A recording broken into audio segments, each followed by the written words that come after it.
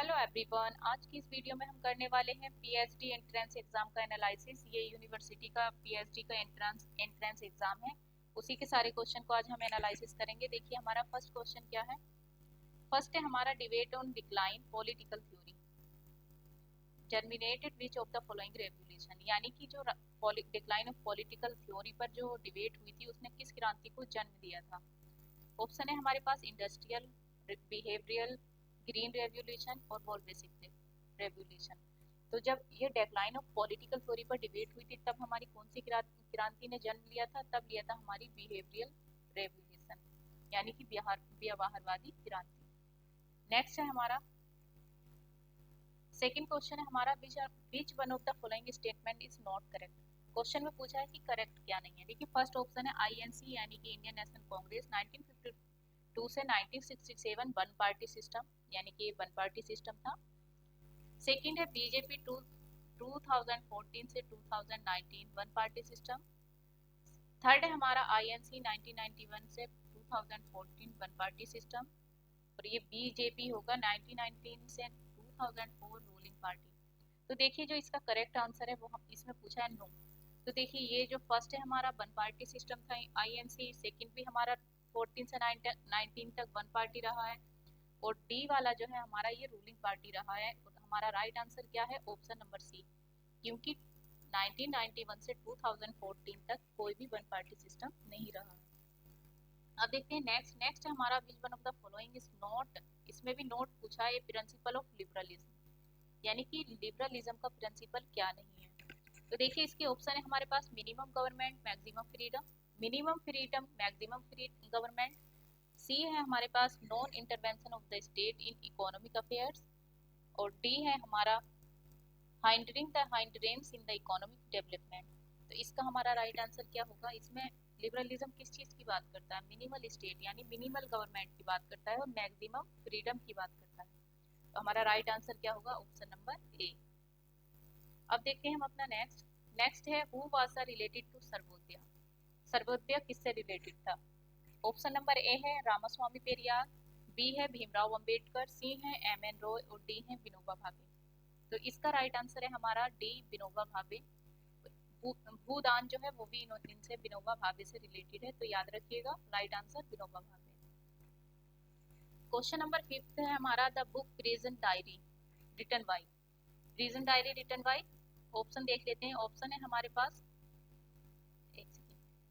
M N Roy, JP Narayan, R M यानी कि Ram Manohar Lohia, doctor Bhimrao Ambedkar. इसका राइट आंसर क्या होगा? प्रेजेंट डायरी किससे रिलेटेड है? जेपी नारायण से। Right answer option number B. अब देखते हैं नेक्स्ट है हमारा who was explain the concept of democracy, democratic socialism, यानी कि डेमोक्रेटिक सोशलिज्म का जो कंसेप्ट है वो किसने एक्सप्लेन किया है? ऑप्शन है हमारे पास ए महात्मा गांधी, बी इंदिरा गांधी, सी डॉक्टर अंबेडकर यानी भीमराव अंबेडकर, और डी पंडित नेहरू। तो डेमोक्रेटिक सोशलिज्म का जो कॉन्सेप्ट है वो किसने एक्सप्लेन किया है? सबसे बड़े सोशलिज्म किसको माना जाता है? पंडित नेहरू को। इसका राइट आंसर क्या होगा? पंडित नेहरू। अब देखते हैं नेक्स्ट है social policy is part of, यानी कि सोशल पॉलिसी जो है किसका पार्ट है? ऑप्शन नंबर ए है public policy, option number B है economic policy, option number C है पॉलिटिकल पॉलिसी, और ऑप्शन नंबर डी है रिलीजियस पॉलिसी। तो सोशल पॉलिसी किसका पार्ट है? सोशल पॉलिसी पार्ट है पब्लिक पॉलिसी का। अब देखते हैं नेक्स्ट है हमारा असर्शन एंड रीजन। असर्शन बोलता है regionalism in Indian politics reflect the culture diversity of the country. Reason बोलता है हमारा political leadership whip up the ethnic identities, यानी कि जो हमारी इंडियन पॉलिटिक्स में उसमें जो रीजनलिज्म यानी कि क्षेत्रवाद है, तो वो देश की संस्कृति को यानी कि इंडियन मतलब कल्चर को क्या करता है? विविधता को दर्शाता है, सांस्कृतिक विविधता को दर्शाता है। और इसका जो रीजन है वो कहता है राजनीतिक नेता जातीय पहचान को बढ़ावा देते हैं। ऑप्शन देखते हैं। देखिए ऑप्शन इनके both A R true and R is the correct explanation of, B है both A R individually true but R is not the correct explanation of A, C है A is true but R is false, D है A is false but R is true. तो देखिए ये जो है हमारा assertion तो हमारा मतलब हाँ अभी कथन जो है हमारा वो राइट है, क्योंकि भारतीय राजनीति में जो क्षेत्रवाद है वो देश की कैसी सांस्कृतिक विविधता को दर्शाता है, क्योंकि अलग अलग क्षेत्र की अलग अलग कल्चर होता है, वहाँ का अलग अलग संस्कृति होती है। लेकिन जो रीजन है हमारा कि पॉलिटिकल लीडरशिप यानी लीडर, राजनीतिक नेता हमारी जातीय पहचान को बढ़ावा थोड़ी देते हैं। हमारी जातीय पहचान को बढ़ावा देता है हमारा हमारा ड्रेसअप, यानी कि हम कैसे कपड़े पहनते हैं, हमारा खाना, क्योंकि जैसे जैसे आप इंडिया में अपना अपना एरिया चेंज करेंगे वैसे ही वहाँ का खान पान, रहन सहन, बोलचाल, सब कुछ जो हो जाता है चेंज हो जाता है। तो उससे हमें क्या मिलता है, हमारे कल्चर को पहचान मिलती है, हमारी जातीय पहचान को बढ़ावा मिलता है, पॉलिटिकल लीडर से नहीं मिलता। तो इसका राइट आंसर क्या होगा, A is true but R is false. Next है हमारा, who said the power to hurt is nothing new in warfare but modern technology enhance the importance of war and threats of war as techniques of influence of bargaining and intimidation। किसने कहा है युद्ध में चोट पहुंचाने की शक्ति कोई नई बात नहीं है, यानी कि the power to hurt is nothing new in warfare. लेकिन आधुनिक टेक्नोलॉजी यानी कि जो मॉडर्न टेक्नोलॉजी है, सौदेबाजी और धमकी के प्रभाव की जो तकनीकें हैं उसमें युद्ध और युद्ध की धमकियों के महत्व को बढ़ावा देती है। जो ये मॉडर्न टेक्नोलॉजी है वो किस चीज को बढ़ावा देती है, ये किसने बोला है, थ्रेड्स को। ये अब देखते हैं option, Bernard Brodie, Thomas Schelling, Michael Hoffman और एस्ले टिल्स। तो इसका जो राइट आंसर है ये बोला है Michael Hoffman. Right answer option number 9 का, सॉरी थॉमस सेलिंग ने। ऑप्शन नंबर सी इसका राइट आंसर होगा, माइकल हॉफमैन नहीं। युद्ध में चोट पहुंचाने की शक्ति कोई नई बात नहीं है। आप इससे याद रखिएगा कि युद्ध की बात की है और इसमें ये बोला है कि the power to hurt is nothing new in warfare. तो ये किसने बोला है, थॉमस सेलिंग। अब देखते हैं नेक्स्ट है, who categorised ideology into the following, namely ideology, status quo, ideologies to imperialism and ambiguous ideologies.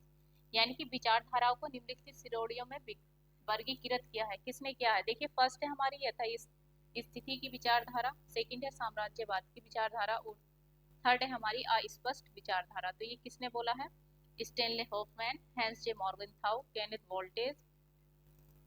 D option है हमारा कार्ल मार्क्स। तो ये बोला है, सभी जानते होंगे, हैंस जे मॉर्गनथाउ। ये क्या है, एक रियलिस्ट थिंकर है और इन्होंने कितने टाइप की वो बताई है विचारधारा, 3 टाइप की बताई है और तीनों याद रखिएगा। ये कौन कौन सी है, यथास्थिति की विचारधारा, साम्राज्यवाद की विचारधारा और अस्पष्ट विचारधारा।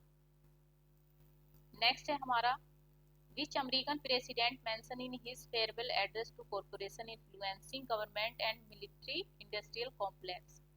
यानी कि किस अमेरिकी राष्ट्रपति ने अपने विदाई भाषण में सरकारों को प्रभावित करने वाले निगमों को क्या बोला, मिलिट्री इंडस्ट्रियल कॉम्प्लेक्स, सैन्य औद्योगिक परिसर कहा। Dwight Eisenhower, Harry S Truman, John F Kennedy, L B Johnson. इनका राइट आंसर क्या है, ये किसने बोला है, ये बोला है आइजनहावर ने। आप ये याद रखिएगा, मिलिट्री इंडस्ट्रियल कॉम्प्लेक्स ये किसका है, किससे रिलेटेड है, डॉइट आइजनहावर से। नेक्स्ट क्वेश्चन है हमारा, over the year which one of the following is identified India's biggest internal security threat. यानी इंडिया का बिगेस्ट इंटरनेशनल सिक्योरिटी थ्रेट क्या है, Naxalism, communal rewards, human trafficking and drugs and insurgencies. तो देखिए सबसे ज्यादा जो है हमारा वो क्या है, नक्सलिज्म यानी कि नक्सलवाद। राइट आंसर क्या होगा हमारा, ऑप्शन नंबर ए। नेक्स्ट है हमारा, when was information technology ministry was established in India. यानी कि जो इंफॉर्मेशन एंड टेक्नोलॉजी मिनिस्ट्री है ये इंडिया में कब एस्टेब्लिश्ड हुई। तो इसका जो राइट आंसर होगा, देखिए 15 अक्टूबर तो हमारा चारों ऑप्शन में है लेकिन ईयर्स चेंज कर दिए गए हैं, 1997, 1998, 1999 और 2000। तो इसका राइट आंसर है हमारा ऑप्शन नंबर सी, 15 अक्टूबर 1999। नेक्स्ट है हमारा, e governance concept was approved in India. यानी ई गवर्नेंस का जो कंसेप्ट है वो इंडिया में कब अप्रूव्ड हुआ। ऑप्शन है हमारे पास 2001, 2002, 2003, 2004। तो इसका जो राइट आंसर होगा वो होगा हमारा 2001। यानी कि 2001 में क्या आया, ई गवर्नेंस का कंसेप्ट आया। नेक्स्ट है हमारा, according to whom recruitment is choosing right person for a specific job. किसने कहा कि एक स्पेसिफिक जॉब के लिए हमें क्या करना पड़ेगा, एक राइट पर्सन का क्या को चूज करना है। यानी कि भर्ती, रिक्रूटमेंट एक विशिष्ट नौकरी के लिए, यानी कि एक स्पेसिफिक जॉब के लिए एक राइट पर्सन का चयन करना है। ये किसने बोला है, J D Kingsley, Marshall Dimock, Max Weber and Karl Marx. तो इनका राइट आंसर क्या है? इसका राइट आंसर है, देखिए इससे आप याद रखिएगा इसमें किस चीज की बात की गई है, नौकरी की, यानी स्पेसिफिक जॉब की। और ये राइट आंसर होगा हमारा option number C, Max Weber, क्योंकि मैक्स वेबर ने किस चीज पर बात की है, ब्यूरोक्रेसी पर, यानी कि नौकरशाही पर। नहीं, एक सेकंड, इसका जो हमारा राइट आंसर होगा वो होगा मार्शल डीमू।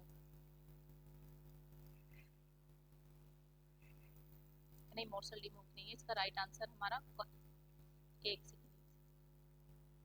मैक्स वेबर, ये क्योंकि ये ब्यूरोक्रेसी से रिलेटेड है, ब्यूरोक्रेसी यानी नौकरी के लिए इसमें बात की गई है। अब नेक्स्ट देखते हैं। नेक्स्ट हमारा the provision of union public service commission was made through of the Indian constitution, यानी कि द प्रोविजन जो है यूनियन पब्लिक सर्विस कमीशन का वो किस में है, कौन से आर्टिकल में है, आर्टिकल 312, आर्टिकल 313, आर्टिकल 314, आर्टिकल 315। तो ये हम सभी जानते होंगे, यूपीएससी हमारे कॉन्स्टिट्यूशन में कौन से आर्टिकल में दिया गया है, आर्टिकल 315 यानी कि 315। नेक्स्ट है हमारा according to whom the process of developing knowledge and skill in performing a specific job is training, यानी किसी विशिष्ट कार्य को करने में ज्ञान और कौशल विकसित करने की प्रक्रिया को प्रशिक्षण कहा जाता है। ये किसने बोला है? Simon, William G Trope, Edwin Flippo, J D Mooney. तो ये किसने बोला है? ये बोला है एडविन फिलिपो ने। याद रखिएगा, option number C is right answer. Next है हमारा who is not related to public policy, public policy से रिलेटेड कौन से नहीं है? ए है विल्सन, यानी कि वुड्रो विल्सन होंगे, बी है हेरोल्ड लॉसवेल, सी है डेनियल लर्नर, डी है प्लेटो। तो देखिए विल्सन, डेनियल और लॉसवेल ये तीनों पब्लिक पॉलिसी से रिलेटेड है, और डी प्लेटो जो है ये रिलेटेड नहीं है। तो इसलिए इसका राइट आंसर क्या होगा? इसका राइट आंसर होगा ऑप्शन नंबर डी। प्लेटो ने किस चीज की बात की है? आइडियल स्टेट की बात की है। नेक्स्ट है हमारा who wrote the book the policy orientation of political science, ये बुक किसने लिखी है? The policy orientation of political science. Option है हमारे पास Harold Lasswell, Thomas Dye, Franklin Roosevelt, Yehezkel Dror. तो इसका जो राइट आंसर है वो है option number A, Harold Lasswell. The policy और ओरिएंटेशन ऑफ पॉलिटिकल साइंस ये किसकी बुक है? ये है हेरोल्ड लॉसवेल की। नेक्स्ट है हमारा question who was related to public policy intellectual foundation. देखिए ये पब्लिक पॉलिसी इंटेलेक्चुअल फाउंडेशन किससे रिलेटेड था? ऑप्शन है हमारे पास David Easton, Lasswell, Yehezkel Dror, all the correct. इसका राइट आंसर क्या होगा? ऑल द करेक्ट, क्योंकि पब्लिक पॉलिसी इंटेलेक्चुअल फाउंडेशन पर किसने बात की है? इन चारों ने बात की है। नेक्स्ट है हमारा which one of the following pair is correct, इसमें क्या पूछा है? करेक्ट पूछा है। स्टेट रीऑर्गेनाइजेशन एक्ट पूछा है, और कौन से ईयर में ये आया ये पूछा है। तो देखिए ये 1956, 1946, 1966, 1976। इसका जो राइट आंसर होगा 1956, क्योंकि 46 में नहीं आया, 66 में नहीं आया, 76 में नहीं आया, ये कब आया? 1956 में। तो राइट आंसर क्या है हमारा? Option number A. Who edit the book dominance and state power in modern India, dominance and state power in modern India ये बुक किसने लिखी है? ऑप्शन है हमारे पास Granville Austin, F R Frankel and M S A Rao, D D Basu, Myron Weiner. तो इसका जो राइट आंसर है वो है डी डी बासु। नेक्स्ट है who use concept of traditional, rational and legal authority, यानी कि जो ये पारंपरिक, तार्किक और कानूनी जो अथॉरिटी सत्ता की का कंसेप्ट दिया है ये किसने दिया है? Max Weber, Antonio Gramsci, Hannah Arendt, J S Mill. इसका राइट आंसर है मैक्स वेबर। इन्होंने ब्यूरोक्रेसी में ये तीनों कॉन्सेप्ट दिए हैं, ट्रेडिशनल, रैशनल एंड लीगल। और इन्होंने जो मतलब जिसको ज्यादा सही बताया है वो बताया है लीगल अथॉरिटी। मैक्स वेबर से 2 क्वेश्चन है इस एंट्रेंस में, आप देख सकते हैं कितने इंपॉर्टेंट है ये ब्यूरोक्रेटिक थ्योरी जो है इनकी। नेक्स्ट है हमारा which one of the following pair होगा, ये इज करेक्टली मैच, यानी कि करेक्टली मैच क्या है? बेंथम यूटिलिटेरियनिज्म, सब जानते हैं कि बेंथम क्या है? उपयोगितावाद है। आंसर हमारा यही होगा कि करेक्टली मैच पूछा है। प्लेटो टोटालिटेरियनिज्म नहीं है क्योंकि ये हन्ना अरेंट है। लोक एब्सोल्यूटिज्म नहीं है क्योंकि ये होब्स है। जे एस मिल डेस्पोटिज्म नहीं है क्योंकि ये मोंटेस्क्यू है। ये तीनों रॉन्ग है, हमारा आंसर होगा ऑप्शन नंबर ए। लास्ट क्वेश्चन है आज का हमारा, क्योंकि हमने 25 क्वेश्चन करे हैं आज और आगे करेंगे हम 25 से 50 तक। Which one of the following pair is correct, इसमें भी करेक्ट पूछा है। होप्स आइडियलिज्म नहीं, होप्स आइडियलिज्म नहीं है। मैकियावेली आइडियलिज्म, मैकियावेली आइडियलिज्म नहीं है। मार्क्स यूटिलिटेरियनिज्म नहीं है। Option number D Rousseau social contract, तो रूसो का क्या है, सोशल कॉन्ट्रैक्ट है, ये है हमारा राइट आंसर आज का लास्ट क्वेश्चन था। आई होप आपको क्वेश्चन समझ आए होंगे। Thank you, thanks for watching.